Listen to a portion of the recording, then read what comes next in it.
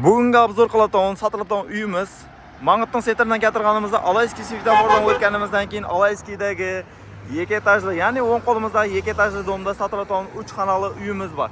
Video davomida batafsil ma'lumotlarni berib o'tib ketamiz. Undan oldin siz bizlarning YouTube kanalimizga obuna bo'lib, qo'ng'iroqchani bosib qo'yishni unutmanglar. Bizlar bo'lsa videoni davom ettiramiz. Alayskidagi 2 etajli domning 2-etajida sotiladigan mana shu 3 xonali uyimiz xudo xohlasa obzorini qilamiz. Ko'rsangizlar bo'ladi.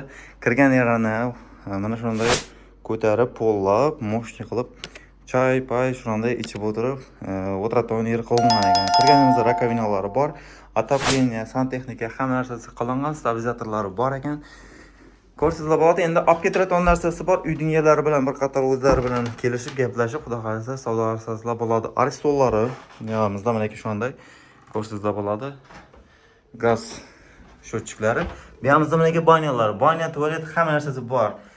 Kanalizatsiyalarni hammasini zo'r qilib ishlaganman, 2 mashina to'ktirib, kanalizatsiyani ham zo'r qilib ishlaganman deb o'tir. Aynalari botton bo'lsa akfoynadan moshina qilib ishlaganlar.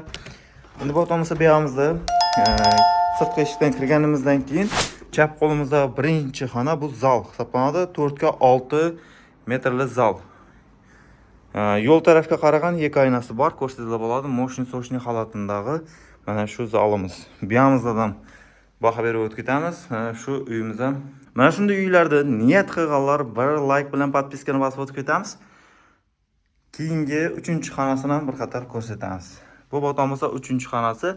Uyimiz umumiy 59 metr kvadrat. Gaz, suv, svet hech narsadan muammosi yo'q. Kanalizatsiyalarni ham alohida uzatilgan, отоплениялari hamma narsasi qilingan. Endi botamiz narxlarini bir qator aytib o'tib ketamiz. Bu uyimizning narxini aytishdan oldin bizning YouTube kanalimizga obuna bo'lib, qo'ng'iroqchani bosib qo'yinglar. Bu uyimizning narxini uyning egalari 290 million so'm aytib, yana ham achib tortishib kelishadigan yerlari bor deyilyapti. Kimga qiziq botamiz uyning egalarining nomerlarini qoldiraman, o'zlariga bog'lanib, baraka qilsangizlar bo'ladi. To'g'ridan to'g'ri, xudo xolasa, otingizga o'tadi, dokument hamma narsasi soz. Xudo xolasa savdolashib, baraka qilsangizlar bo'ladi. Hammaga yaxshi kayfiyat, sizlar bilan Mang'it kanali.